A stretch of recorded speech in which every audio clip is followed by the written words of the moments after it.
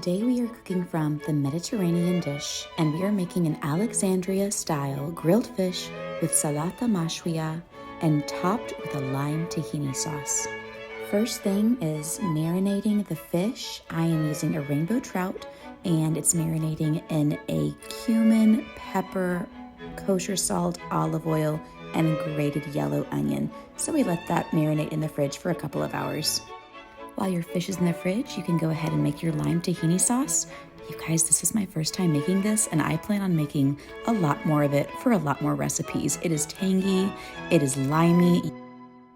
Next, we're prepping our veggies for the Salata Mashwiya, which is grilled salad. When using your Fontana as I grill, I like to preheat my cast iron skillet so it's nice and hot and ready for whatever is going on the griddle.